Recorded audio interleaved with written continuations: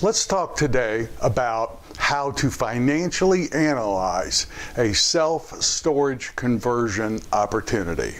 My name's Mark Helm, and I'm the author of Creating Wealth Through Self-Storage. And what I do is I support the small investor who wants to get in the self-storage business or who wants to grow their self-storage business, do so in a strategic way that creates true wealth and a fulfilling career. And I have a lot of support material at the Quick Start Academy and Creating Wealth Through Self-Storage, both of them .coms. So go there and see if there's material there that can support you as you get in or grow your self-storage business. But today, let's talk about how to analyze a self-storage conversion opportunity. In episode 192, I talked about the four main benefits I see from doing a self-storage conversion in today's market.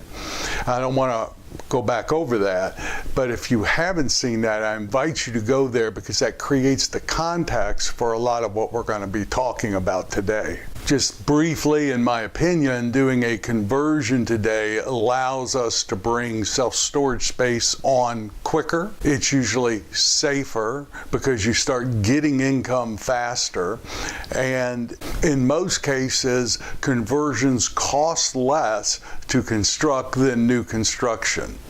Also, at the end of the project, which you usually have is 100% climate control or a very high percentage of climate control, which generates more income, which usually means you have a higher value asset. But let's dive into what it really takes to analyze and determine if a conversion is really going to work for you. So the very first thing you would do is what you would do on any self-storage project. That is, look at the sub-market where that existing building is located. Make sure that your sub-market is not overbuilt. Now, we've talked about how to do that in other episodes. I don't want to go into it here, but you can find out what defines an overbuilt market, particularly in that sub-market.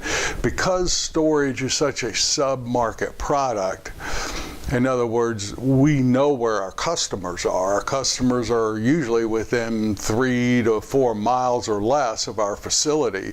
We can quantify very easily how many customers are there, and it's not real hard to quantify how much self-storage is already there. Now, you can use averages, national averages or local averages of X number of square feet to determine if that current submarket's in equilibrium, undersupply, or oversupply. As I always tell people, ultimately the feasibility report will tell you, but you can do a lot of this preliminary work yourself, and now there's actually software that you can get subscriptions to that will help you do that. Some of them aren't inexpensive subscription costs, but it will allow you to peer into that sub-market. Conversions are just like any other project. At the end of the day, you want to be in as much of a retail location as you can be, high traffic area, and the demographics around it have disposable, spendable income. Next thing you want to do is look at the building itself. Does the building lend itself to self-storage? One thing that can be great about conversions is you can go vertical. And what we've discovered is if you're going to go vertical, in other words, if you're in a large, open, tall building, a warehouse, for example, you're going to want to have at least 17 feet clear span to put in 2 stories. Some of the buildings that we look at for conversions are multi-story buildings where the floors are already there. Those are great, those older type warehouses. But if you have a large open warehouse type building, just make sure it's at least 17 feet. Sometimes 16.8 can work, but just if it's under 17 feet, get with your self-storage fabricator and have them tell you the minimum height for their systems in a 2-story conversion. Another thing to keep in mind as you're looking at buildings, floor capacity. If you're going to be building more than one story in a large warehouse type building, just make sure that the floor has at least 6 inches of concrete. If it's any less, my experience is the engineers for the fabricators won't sign off, and you need to have at least 6 inches. Also, something that's important to us is the exterior of the building. Can it be modified, and modified as inexpensively as possible, to show off that it is now becoming self-storage? In my opinion, what sells self-storage are the doors. You want to showcase your doors. I love steel buildings because it's so easy to cut the steel and replace it with glass so that people from the outside driving or wherever can look into the building and see that it is self-storage. The next thing you want to do is figure out, and this is a preliminary analysis, you want to figure out how many net rentable square feet of self-storage you can get. So the benchmark numbers we use are, we look at the floor plate. We look at, what is the size of the gross size of the building, and we multiply that times 0.7273. We've discovered over the years that in a 100,000 square foot floor plate, if we're doing a conversion, you're going to get about 72,000, 73,000 net rentable square feet of self-storage. Now that's per floor. So mostly we're not looking at 100,000. We may be looking at 50,000 square feet. And 50,000 square feet for a preliminary analysis, I would use 36,000 or something. Now that's per floor. So if we're putting in 2 stories, then we would have 72,000 net rentable square feet of self-storage. Here's the math.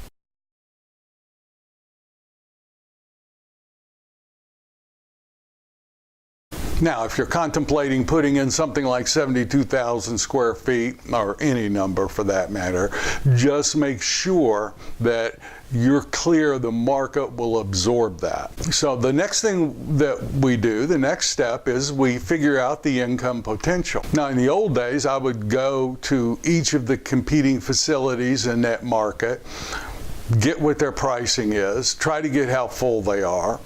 If we're going to do the project, I often go back and rent from them so I can see their strengths and weaknesses. But I want to get a income number. What are the rents in that submarket doing? Now, at this point, we're not going to create a unit mix, but what I want to get is a per square foot income number.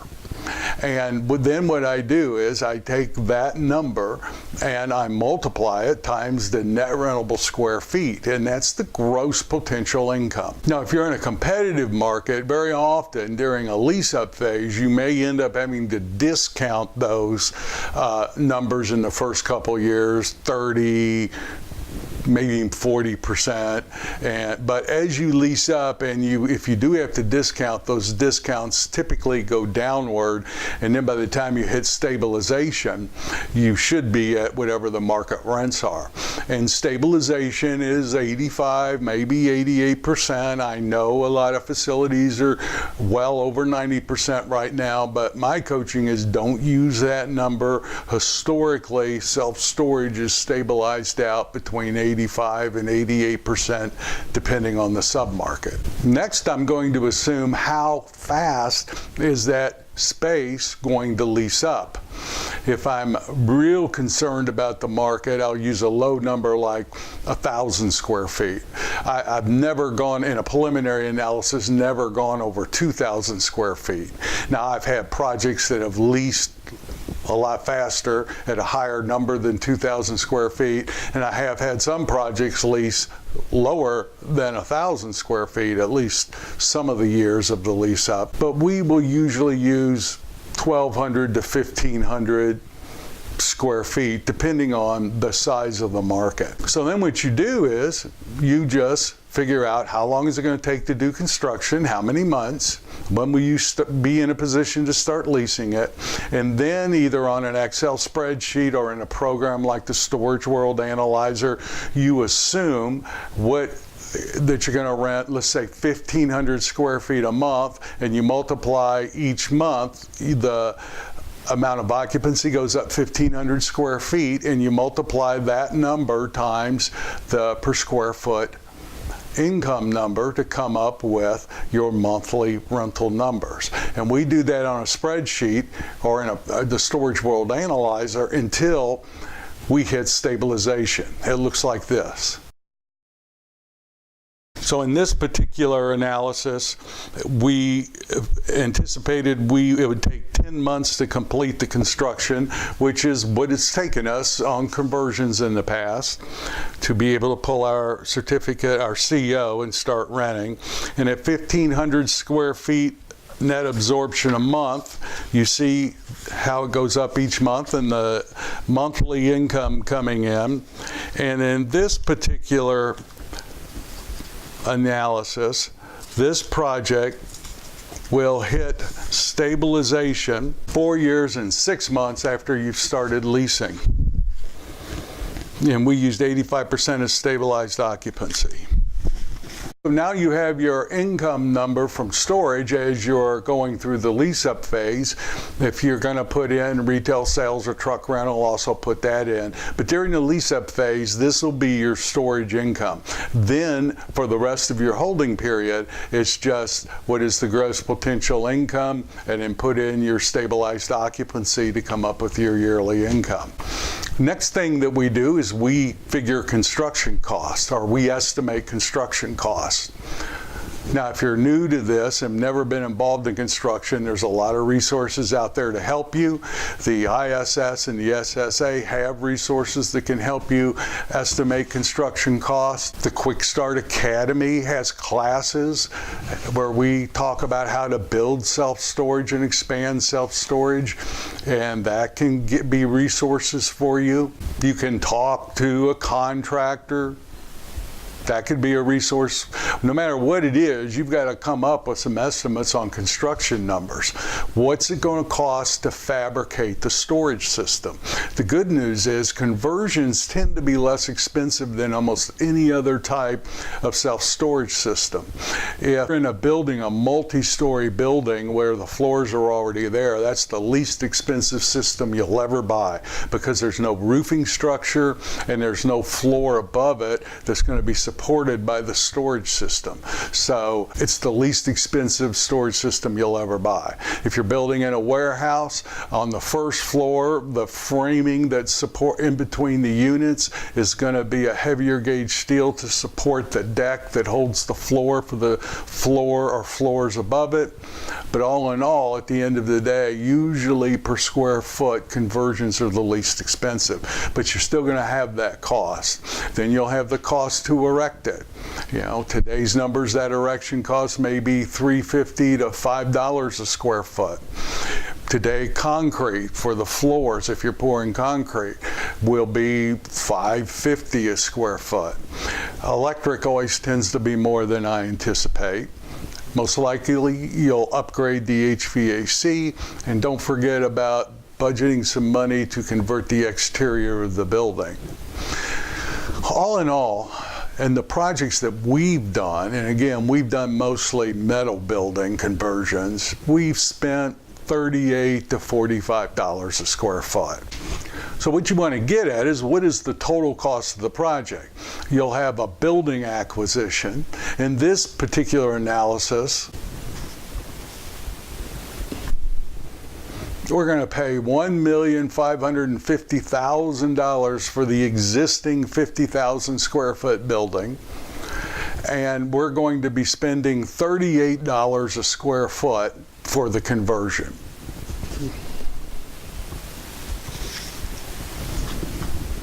Total cost in the project is $4,286,000. Now that's important because you got to know the total cost in the project, because your debt is going to be off that number. If you're doing a 75% loan to value, your loan When you finish your construction, it's going to be 75% of the 4.2 number.